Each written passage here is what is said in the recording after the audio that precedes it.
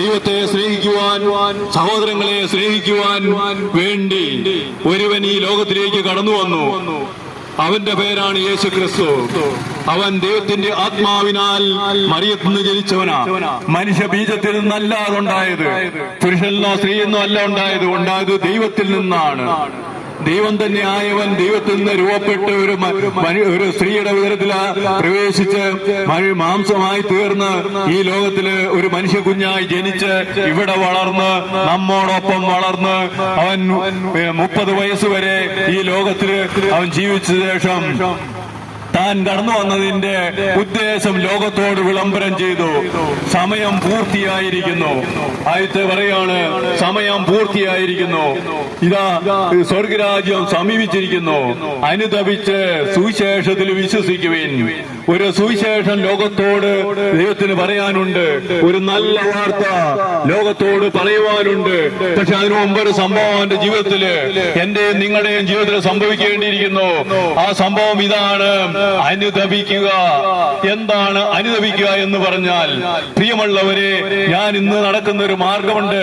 അത് എന്റേതായ ഒരു മാർഗമാണ്, വഴിയാണ്. അത് തെറ്റാണെന്ന് തിരിച്ചറിയുക. അതിനുശേഷം മറ്റൊരു മാർഗമുണ്ട്. അത് ദൈവം നമുക്ക് വേണ്ടി നൽകിയിരിക്കുന്ന ഒരു മാർഗമാണ്.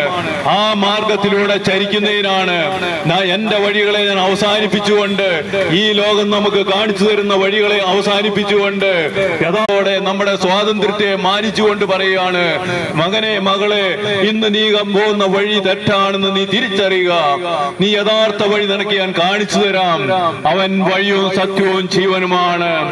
ഒരേ ഒരുവൻ മാത്രം ലോകത്തോട് വിളിച്ചു പറഞ്ഞു, ഞാൻ വഴിയും സത്യവും ജീവനുമാണെന്ന്. ഒരാൾ പോലും ലോകത്തിൽ ഇന്നുവരെ വിളിച്ചു പറഞ്ഞിട്ടില്ല. അത് പറയാനുള്ള യോഗ്യത അവർക്ക് ഇല്ലതാനും. യോഗ്യതയുള്ളവൻ വിളിച്ചു പറഞ്ഞു, ഞാനാകുന്നു വഴിയും സത്യവും ജീവനുമെന്ന്. അപ്പോൾ അനുദപിക്കുക, മാനസാന്തരപ്പെടുക എന്ന് പറഞ്ഞാൽ അവൻ പറയുന്ന ഒരു വഴിയുണ്ട്, അവന്റെ മാർഗമുണ്ട്, അവൻ നൽകുന്ന ഒരു ജീവനുണ്ട്. യഥാർത്ഥത്തിൽ മനുഷ്യന് സ്വന്തമാക്കേണ്ട ഒരു ജീവനുണ്ട്. ഈ ഭൂമിയിൽ ജീവിച്ചിരിക്കുമ്പോൾ മനുഷ്യൻ സ്വന്തമാക്കേണ്ട ഒരു ജീവനുണ്ട്. ആ ജീവൻ ദൈവിക ജീവനാ. ആ ദൈവിക ജീവനെ സ്വന്തമാക്കണം. അത് പ്രകാശമാണ്. യേശു മാത്രമേ ലോകത്തോട് വിളിച്ചു പറഞ്ഞിട്ടുള്ളൂ, ഞാൻ ലോകത്തിന്റെ പ്രകാശമാണെന്ന്. പറയാൻ അധികാരമുള്ളവൻ, കൊടുക്കുവാൻ കഴിവുള്ളവൻ ലോകത്തോട് പറഞ്ഞു, ഞാൻ ലോകത്തിന്റെ പ്രകാശമാണ്.